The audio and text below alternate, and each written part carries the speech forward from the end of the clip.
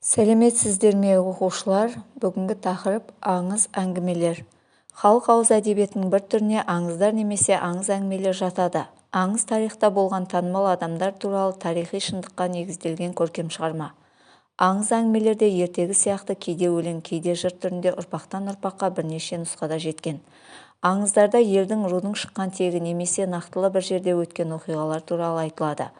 Аңыз белгілі бір адамның атына, іс-әрекетіне байланысты туады. Кейде аңыз әңгімеде шындық оқиға мен қиял ғажайып оқиға араласып отырады. Бұл аңыз бен ертегіні жақындатады. Ертегіден аңыздың айырмашылығы аңыз әңгіме тарихта болған адамға байланысты туады. Ол батыр, ел басшысы, шешен, би болуы мүмкін. Аңыз әңгімелердің тарихи аңыздар, топонимикалық аңыздар, батырлар туралы аңыздар, ғашықтық туралы аңыздар деген түрлері бар. Аңыз әңгімелер: топонимикалық аңыздар, ғашықтар туралы аңыздар, батырлар туралы аңыздар, тарихи аңыздар. Тарихи оқиғаларға, тарихта болған адамдардың іс-әрекетіне байланысты туған аңыздар тарихи аңыздар деп аталады. Мұндай аңыздарға Қорқыт, Яссауи, Әл-Фараби, Шыңғыс хан, Асан қайғы, Жәнібек хан, Жиренше шешен мен Қарашаш сұлу тағы басқа туралы аңыздар жатады. Сонымен қатар Абылай, Қабанбай, Бөгенбай, Махамбет, Исатай және тағы да басқа қазақ батырларының ерлігіне байланысты туған аңыздар да тарихи аңыздар болып табылады.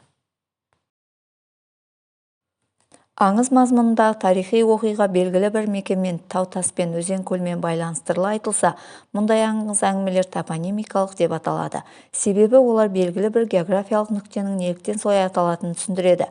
Топонимикалық аңыздарға Бурабай, Баянауыл, Шайтанкөл, Марқакөл, Екібастұз және тағы да басқа көптеген жер су аттарымен байланысты туған аңыздар жатады. Ата-бабаларымыздың қаһармандығы туралы баяндалатын батырлар туралы аңыздар да ауыз әдебиетімізде айрықша орын алады.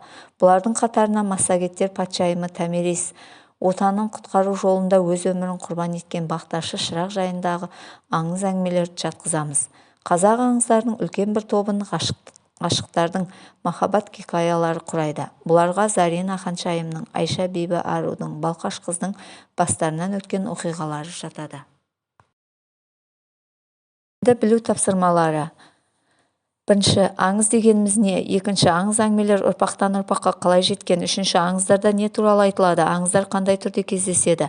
Төртінші, аңыздардың туу себептері қандай? Бесінші, аңыз әңгімелердің қандай түрлері бар? Алтыншы, аңыз кейіпкерлері кімдер? Жетінші, халық аузында кімдер туралы аңыз әңгімелер сақталған?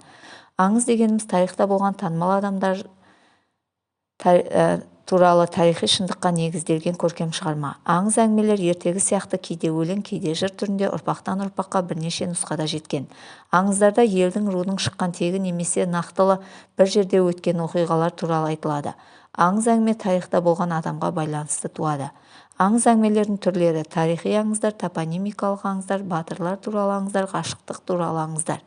Аңыз кейіпкерлері: Жиренше шешен, Қорқыт, Яссауи, Әл-Фараби, Асан қайғы, Жәнібек хан, Абылай, Қабанбай, Махамбет, Исатай тағы басқа. Халық аузында Жиренше шешен, Асан қайғы тағы басқа аңыздар көбірек сақталған. Екінші, түсіну. Неліктен аңыз әңгімелер халық ауыз әдебиетінің бір түріне жатады? Аңыз әңгімелер халық ауыз әдебиетінің бір түріне жататын себебі ол ұрпақтан ұрпаққа ауызша тарап отырған. Аңыз әңгімелердің тарихи, топонимикалық батырлар туралы немесе ғашықтық аңыздар деп аталу себебі неде? Тарихи аңыздар тарихта болған адамдардың іс-әрекетіне байланысты туған аңыздар. Топонимикалық аңыздарға аңыз мазмұнындағы тарихи оқиға белгілі бір таумен, мекенмен, өзен-көлмен байланыстырып айтылады. Ал батырлар туралы аңыздарда отанын жаудан қорғаған батырлар туралы айтылады. Ал ғашықтық туралы аңыздарда ғашықтық хикаялары құрайды. Сондықтан осылай бөлінеді. Талдау тапсырмасы. Аңыз әңгімелер мен ертегілерді салыстырыңдар, айырмашылығы мен ұқсастықтарын көрсетіңдер. Аңыз әңгімелер, ертегілер ұқсастықтары: халық ауыз әдебиетінің бір түрі, ұрпақтан ұрпаққа ауызша тараған. Айырмашылықтары: шындыққа негізделген. Аңыз әңгімелер шындыққа негізделеді, ал ертегілер қиялдан туған шығарма. Жинақтау. Аңыз әңгімелер тақырыбы бойынша тірек-сызба құрып баяндаңдар. Аңыз әңгімелер халық ауыз әдебиетінің бір түрі, тарихта болған танымал адамдар туралы шығарма, белгілі бір адамның іс-әрекетіне байланысты туады, төрт түрге бөлінеді: тарихи, топонимикалық, батырлар туралы, ғашықтар туралы, кейіпкерлері: Жиренше шешен, Асан қайғы тағы басқа. Бесінші тапсырма қолдану. Аңыз әңгімелер туралы білгендеріңді бір-біріңе айтып беріңдер. Екеуара диалог құрыңдар. Өздерің білетін аңыз әңгімелер мазмұны туралы сұхбаттасыңдар. Екінші, аңыз әңгімелер туралы қызықты мәліметтер табыңдар. Үшінші, хрестоматияда Кітап-кз сайтында берілген аңыздардың мазмұнымен танысып, аңыздың қай түріне жататынын дәлелдеп көріңдер. Төртінші, өздеріңнің тұрған жерлеріңе сол жердің атақты адамдарына байланысты туған аңыздарды біліп келіңдер. Бесінші, синквен әдісін қолданып, аңыз сөзіне қатысты 5 жолды өлең құрастырыңдар. Бірінші жол тақырыптың атауы зат есім, екінші жол тақырыпты сипаттайтын екі сөз сын есім, үшінші жол тақырып туралы қимылды білдіретін 3 сөз етістік. Төртінші жол тақырыпқа қатысты 4 сөзден тұратын сөз орамы. Бесінші жол бір сөз тақырыптың мәнін ашатын синоним сөз.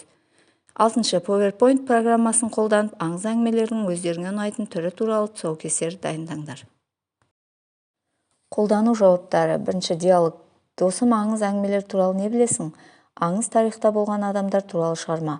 Қандай аңыздарды білесің? Жиренше шешенің тапқырлығы, Асан Қайғының жерге айтқан сыны, тағы басқа. Екінші, қызықты аңыз. Жиренше шешенге хан қазды теңдей 7 адамға бөлуді тапсырғанда жиренше, сіз хансыз, басы сізге, 2 аяғын кесіп алып сізге дейді. Ал 2 аяғын кесіп алып 2 ханзадаға беріп, сіздер ізбасарсыздар дейді.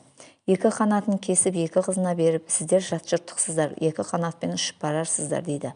Құйрық жағын кесіп алып бәйбішеге беріп, сіз әрі ханымсыз, әрі бәйбішесіз, бұл жаясы сізге дейді. Ал мен болсам бас жейтін хан емеспін, аяқ жейтін ханзада емеспін, қанаты алатын қанке емеспін, жая жейтін ханым емеспін деп қаздың бар етін алып үйіне кетіпті.